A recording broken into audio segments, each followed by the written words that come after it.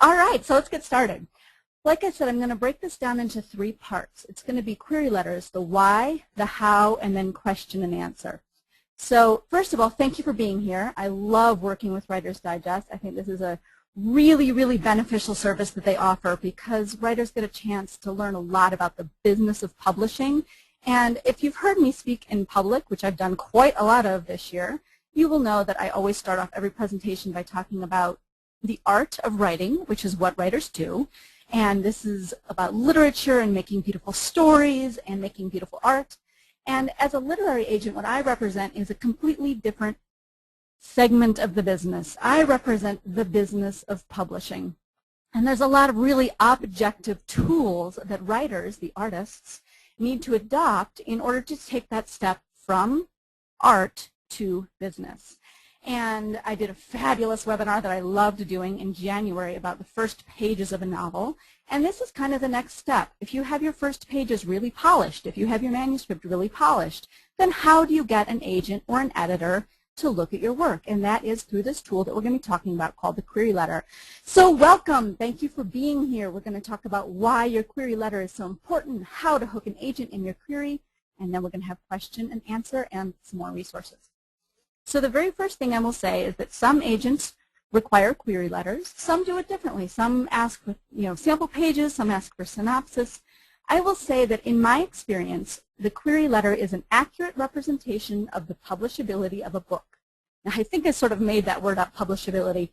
But we see a lot of query letters, as you can imagine, every year. And what I really come to understand over my years and years of doing this business is that the query letter really does do a great job of talking to the agent or the editor about how ready your book is.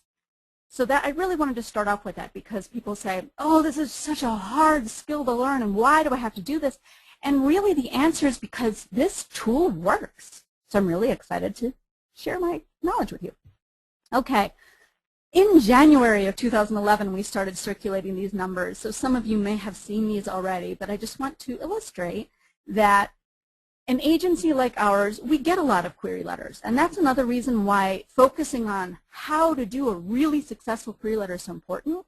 In 2010, our agency reviewed 36,000 queries. Comes out to between 100 and 150 a day. Of those 36,000 queries, we requested first pages from 839.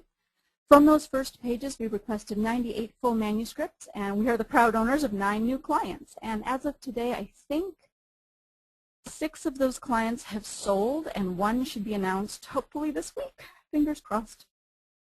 Okay, now here's something that's kind of new, even since January.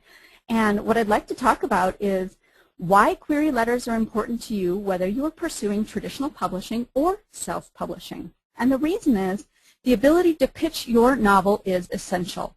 Okay, we are still in this why query letter.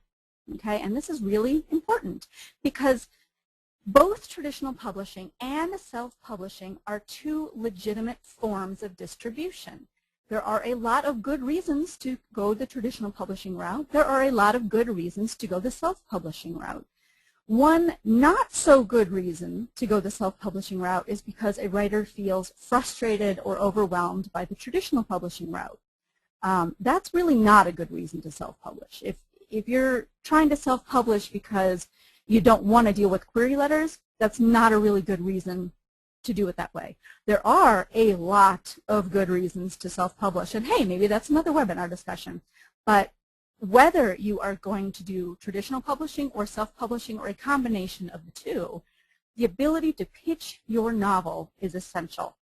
Most of my discussion in the how section of this webinar will be about the pitch section. And it's basically how you communicate your art to somebody in the business world effectively and efficiently. And the person who decides to read your book, whether it's on an e-reader or whether it's in a bookstore or in a library, it's the pitch that you create as the artist, which is one of the primary reasons that people choose to read your work. So we will go on to the next slide because this sort of expounds upon that. The query letter, which I'm going to go over detail by detail, is used in a lot of places in the business of publishing. For example, you, the writer, are sitting in your beautiful office, maybe not in Boulder, maybe in Anchorage, Alaska, but wherever you're sitting, you have your completed manuscript, and it's your work, it's your art, it's your baby, and you're ready to get it out there to readers. And if you decide to go the traditional publishing route, likely you will be doing step one, which is querying an agent. That pitch is the exact same pitch that I, as an agent, use to pitch to an editor. And this is really important because many writers have a tendency to go, well, this query thing is really irrelevant. Why do I need to master this tool? And what you really need to understand about the pitch is I'm doing the exact same thing. I'm taking the pitch paragraph that my clients send to me and I'm sending it to an editor. And that editor is then taking the pitch and presenting it to a sales team. And the sales team are the people who really determine where the book gets picked up. They take the pitch along with the cover and some more details, and they go to book buyers. And the book buyers are the people who decide whether or not the book goes into Barnes & Noble or your local independent bookstore, how many of them, etc.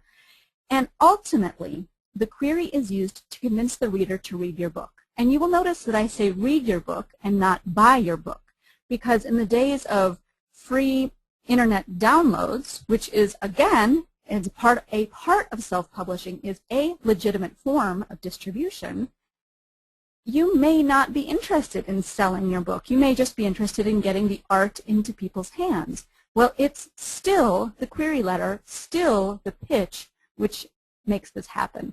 And it's interesting because this slide would have been vastly different a year ago.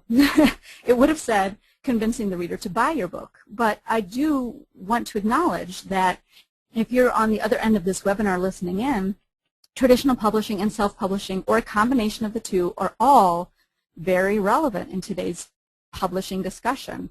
And so your job as a business person, whether it's in traditional or self-publishing, is to really master this pitch ability.